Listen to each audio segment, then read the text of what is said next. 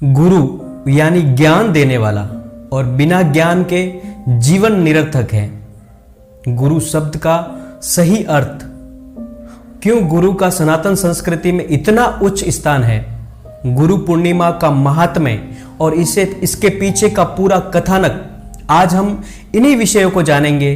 तो चलिए शुरू करते हैं। साथियों नमस्कार, मैं हूं भरत गहलोत और आपका स्वागत है वी हिंदियन पर। गुरु, गु यानी अंधकार, अज्ञान का अंधकार, रु उसे मिटाने वाला, जीवन में प्रकाश भरने वाला, उस तम को, उस अज्ञान को हरने वाला। अर्थात गुरु वह है जो व्यक्ति के जीवन से, शिष्य के जीवन से उस अंधकार रूपी अज्ञान को हर दे, उसे मिटा दे, उसे सही अर्थों में गुरु कहते हैं। गुरु का सनातन संस्कृति में बड़ा ही उच्च स्थान है। गुरु को हमारे शास्त्रों में भगवान के समकक्ष माना गया है और कहीं कहीं पर शास्त्रों में तो गुरु को भगवान से भी उच्च माना गया है। हमारे यहाँ शास्त्रों में कहा गया है, गुरुर ब्रह्मा गुरुर विष्णु गुरुर देवो महेश्वर गुरुर साक्षात परम ब्रह्म तस्मै श्री गुरुवे नमः। अर्थात गुरु ही ब्रह्म है, गुरु ही विष्णु है, गुरु ही महादेव है और गुरु ही इन तीनों का सम्मिलित स्वरूप परम ब्रह्म है और हम गुरु को प्रणाम करते हैं। कबीरदास जी ने भी कहा है कि गुरु गोविंद दोऊ खड़े काके लागू पाए, बलिहारी गुरु आपने गोविंद दियो बताए।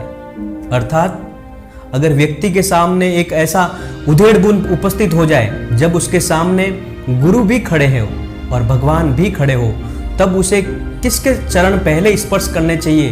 तो कबीरदास जी ने कहा है कि उस स्थिति में व्यक्ति को, शिष्य को गुरु के चरण पहले स्पर्श करने चाहिए, क्योंकि गुरु ही वह व्यक्ति होता है जो उसे भगवान कैसे मिलेंगे, भगवान के पास जाने की राह कौन सी है, वो सारे राह गुरु बताते हैं। अर्थात भगवान से भी उच्च गुरु है। अगर गुरु नहीं होते तो उसे आज भगवान का मिलन नहीं होता। तो जब व्यक्ति ऐसी स्थिति में हो, शिष्य ऐसी स्थिति में हो, जब उसके सामने गुरु भी खड़े और भगवान भी खड़े हो, तो तब उसे सबसे पहले गुरु के चरण स्पर्श करने चाहिए, गुरु को नमन करना चाहिए। उसके बाद भगवान के चरण स्पर्श करने चाहिए। हमारे यहाँ गुरु को माता, पिता और भगवान के बराबर माना गया है। इन चारों को एक ही श्रेणी में रखा गया है। सबसे ऊपर की श्रेणी में सनातन धर्म में यही है। हमारे यहाँ शास्त्रों में कहा भी गया है कि गुरु और गौ माता में वह शक्ति होती है कि वह व्यक्ति के लिखे हुए विधि के विधान को भी बदल सकते हैं। उनमें वो सामर्थ्य होता है कि व्यक्ति के भाग्य को बदल सकते हैं। इस तरह से सनातन संस्कृति में गुरु का इतना बड़ा स्थान है और इतना उच्च स्थान है। गुरु पूर्णिमा वह दिन होता है जब शिष्य गुरु के अनुयायी एक दिन के लिए, हालांकि 365 दिन पूरे वर्ष ही गुरु का सानिध्य पाना सबसे सुखद होता है, पर एक दिन के लिए शिष्य वह दिन गुरु को समर्पित करते हैं। शिष्य गुरु के सानिध्य में पूरा दिन रहते हैं, गुरु को भेंट करते हैं, गुरु को दक्षिणा देते हैं। उस दिन को सनातन संस्कृति में गुरु पूर्णिमा के रूप में मनाया जाता है। गुरु पूर्णिमा आषाढ़ी पूर्णिमा के दिन आती है।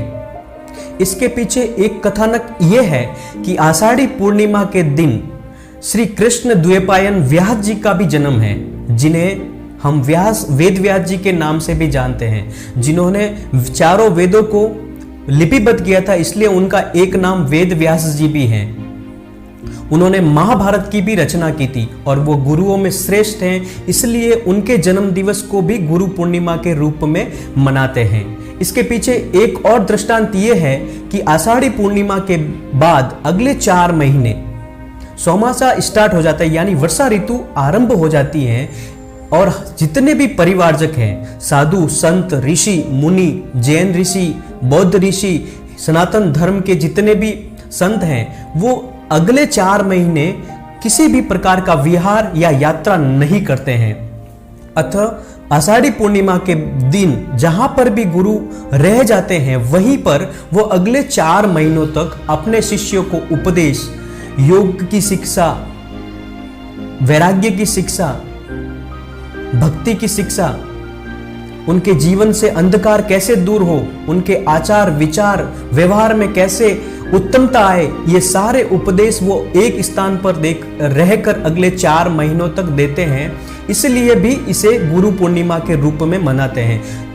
जिस तरह से प्रकृति अगले 4 महीने में वर्षा ऋतु पृथ्वी को लहलहा देती है, उसे अलंकृत कर देती है, चारों तरफ हरियाली ही हरियाली छा जाती है, उसी प्रकार गुरु भी इस वर्षा ऋतु में अपने उपदेश देकर अपने शिष्यों के बौद्धिक स्तर को लहला देते हैं, उनके जीवन से अंधकार दूर करके उनके जीवन में प्रकाश भर देते हैं। इसलिए गुरु पूर्णिमा का एक महात्म्य यह भी है।